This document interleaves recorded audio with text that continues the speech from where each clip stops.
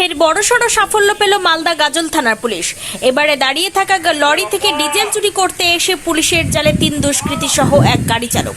এমন ঘটনায় রীতিমতো চাঞ্চল্য ছড়িয়ে পড়েছে মালদার গাজল এলাকায়। জানা গিয়েছে ধৃতরা হলো বিশ্বনাথ মুর্মু, রমজান আলী, শেখ শামীম আলম এবং অনিল হাসদা। ঘটনা সম্পর্কে জানা গিয়েছে সোমবার ভোররাত আনুমানিক 3টা নাগাদ মালদার গাজলের রাঙ্গাভিটা ট্রাফিক মোড় সংলগ্ন এলাকার 10 নম্বর জাতীয় সড়কের ধারে একটি লরি দাঁড় করিয়ে গাড়ির চালক গাড়িতে ঘুমিয়েছিলেন। সেই সময় লরির পাশে একটি বোলেরো গাড়ি এসে দাঁড়ায়। গাড়ি থেকে 4 জন দুষ্কৃতী নেমে পাইপের মাধ্যমে লরি থেকে তেল চুরি করতে থাকে।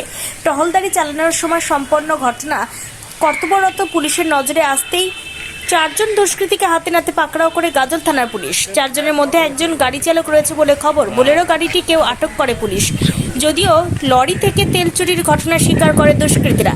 সোমবার 4 জনকে মালদা জেলা আদালতে পাঠায় গাজল থানার পুলিশ। অন্যদিকে পুরো ঘটনা খতিয়ে দেখছেন গাজল থানার পুলিশ।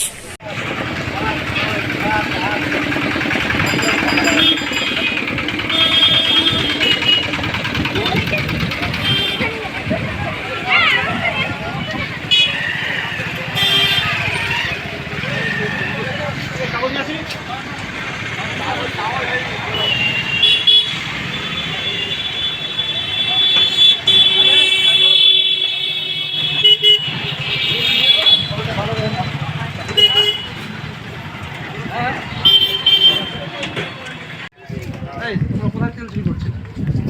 হ্যাঁ, কোথায় তেল চুরি করছিলে তোমরা? তেল চুরি করিনি, তেল শর্ট হয়ে গেছে। হ্যাঁ, তেল শর্ট হয়ে গেছিল। তেল চুরি করিনি।